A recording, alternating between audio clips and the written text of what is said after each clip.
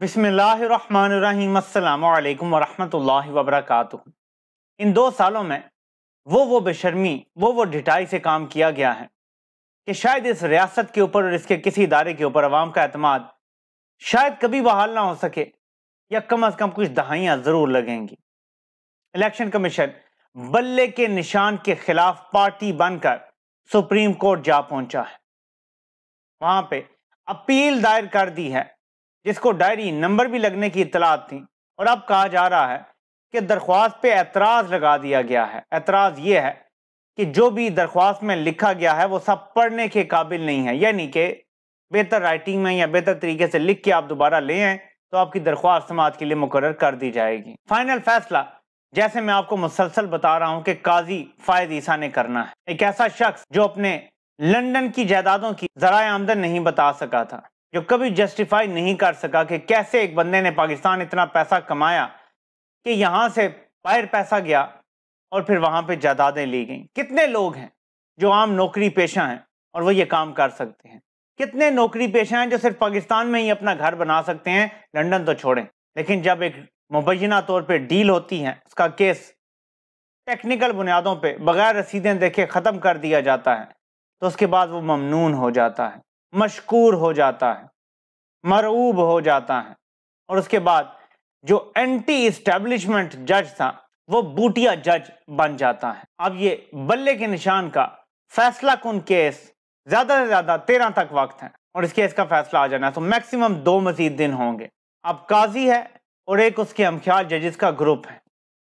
काजी साहब ने more than likely अपने हमख्याल जजों के पास ये केस लगाना है।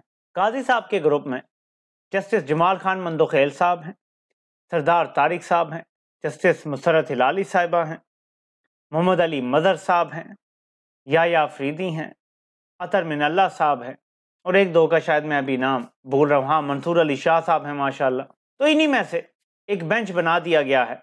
जस्टिस मुसरत हिलाली साहिबा हैं और मोहम्मद अली मज़हर साहब हैं, और काजी फायद ईसा की सरबराही में अब ये केस कल सुबह 9 बजे सुना जाएगा। काजी साहब को 3-4 साल एक सियासी जमात ने सपोर्ट किया है और आउट ऑफ द वे जाके सपोर्ट किया है, इतना सपोर्ट किया है और मीडिया को भी साथ खड़ा रखा है, पैसा लगा के खड़ा रखा है। तो अब वो अपनी पेमेंट वसूल करना चाहते हैं। ग्वाल मंडेला ने ये फाइनल पैगाम दे दिया है तमाम हलकों को कि हम इलेक्शन में सिर्फ तब जाएंगे कि बल्ले का निशान नहीं होगा।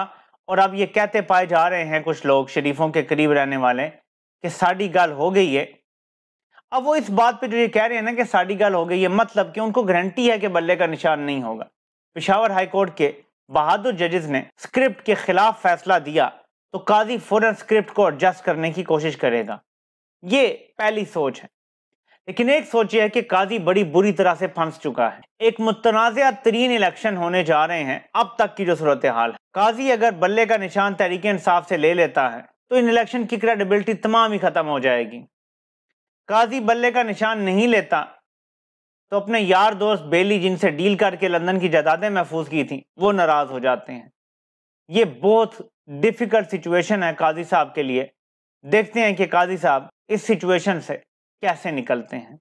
क्या उनका बुग़्ज़ और नफरत गालिब आएगा, या वो इंसाफ, कानून और आइन में से किसी एक चीज को पकड़ लेंगे? यह आपको अगले 2 से 3 दिन में सब कुछ पता चल जाएगा। आज तहरीक इंसाफ तमाम उम्मीदवारों के टिकटों का ऐलान करने जा रही है। रात को 11 से पहले 9 और 11 के दरमियान के ही बैरिस्टर गौहर तमाम टिकट्स का ऐलान कर देंगे। उनके मुताबिक तमाम मुशावरत इमरान खान से मुकम्मल हो गई है, सिर्फ ऐलान होना बाकी है। इसके बाद मैं आपको अगला प्लान भी बता देता हूँ, जहाँ पे बहुत सारे लोगों ने ये सोच के कागजात जमा करवाए थे कि पीटीआई के लोग जो मेन स्ट्रीम वाले हैं उनके कागजात मुस्तरद होंगे तो बैकअप पे और लोग होने चाहिए। वहीं पे कुछ घुसपैठियों ने कंपनी के कहने पर भी कागजात जमा करवाए हैं। जैसे ही इमरान खान अपने लोगों को टिकट देंगे, वो लोग एहतजाज के बहाने और किस किस तरह से उल्टे उल्टे इल्ज़ाम लगाएंगे, पैसे चलने के इल्ज़ाम लगेंगे और बहुत सारे इल्ज़ामात होंगे कि देखें जी टिकट बेचे गए, टिकट ये हुआ वो हुआ। हो सकता है पैसे लिए जा रहे हों टिकट होल्डर से जो कर सकते हैं, अफोर्ड कर सकते हैं, क्योंकि इस टाइम पार्टी शदीद मुश्किलात का शिकार है। पार्टी की फंडिंग में जाहिर है कि बहुत सारी कमी आई हुई है और पार्टियों को जरूरत होती है चलने के लिए, पैसे की, फंड की, अपने ऑफिस चलाने होते हैं, सब कुछ करना होता है। लेकिन इसकी बुनियाद पे जेल में बैठा इमरान खान कम से कम टिकट नहीं देगा। वो इसलिए नहीं गया कि किसी को 1 करोड़ का, किसी को 2 करोड़ का टिकट बस बेचना है उसने, इसके लिए वो जेल चला गया और सजाए मौत के पोटेंशियली मुकदमे भुगत रहा है। तो इमरान खान जिसको टिकट देंगे वही उम्मीदवार होगा। अगर कोई बीच में से निकल के कहता है जी कि मैं तहरीक इंसाफ का ज्यादा सगा हूं और इमरान खान ने मुझे टिकट नहीं दिया और फलां टाइम मुझे मार पड़ी थी या मैं जेल में गया था, कुछ के साथ हो सकता है जेन्युइनली ज्यादती हो गई हो, लेकिन इसके बावजूद जो बंदा भी इस टाइम तहरीक इंसाफ के उम्मीदवार के खिलाफ आजाद खड़ा हो जाएगा या आके प्रेस कॉन्फ्रेंस करेगा या कोई इस तरह के मामलात में पड़ेगा, वो इमरान खान से बदतरीन दुश्मनी करेगा। इस इलेक्शन में आपने अगर तो सब पार्टियों के पास टिकट मौजूद हैं, उनका इंतखाबी निशान मौजूद है, तो आपने किसी आजाद उम्मीदवार को आपने वोट नहीं देना, किसी नजरिए को वोट दें। आजाद उम्मीदवार का कोई नजरिया नहीं होता, अगर हो भी तो वो इंप्लीमेंट नहीं कर सकता। बिल आखिर आजाद उम्मीदवार ने भी इन्हीं मेन पार्टियों में से किसी एक में जाना है, तो आप अभी से ही पार्टियों को वोट दें, आप जिसको भी देना चाहते हैं।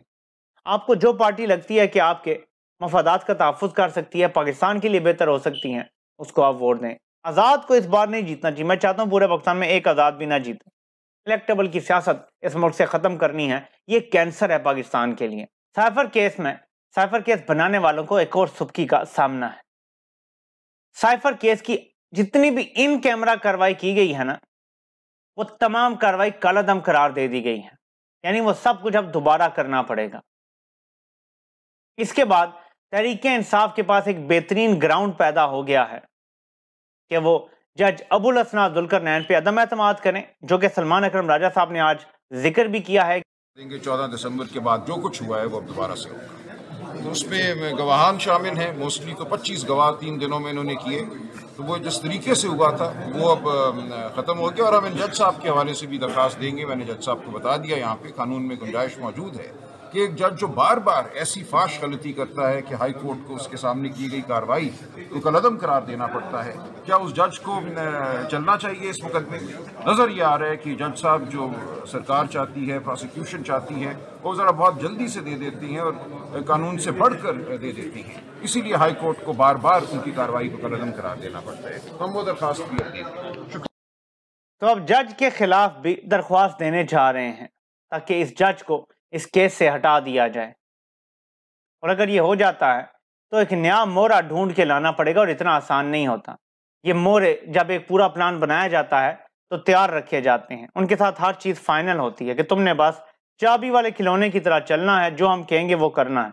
अब वो जो ये कहते हैं वो इतना गैर कानूनी है कि जज को जो भी ऑर्डर देने पड़ते हैं वो सारे गलत होते हैं। अब एक चाबी वाला खिलौना जज बशीर इन्होंने रखा हुआ है, वो बड़ा घाक बंदा है, साल से बैठा हुआ है, उसकी रिटायरमेंट भी आ रही है वैसे, लेकिन वो रिटायरमेंट से पहले ही जी तोशा खाना केस का फैसला दे के जाना है जी उसने।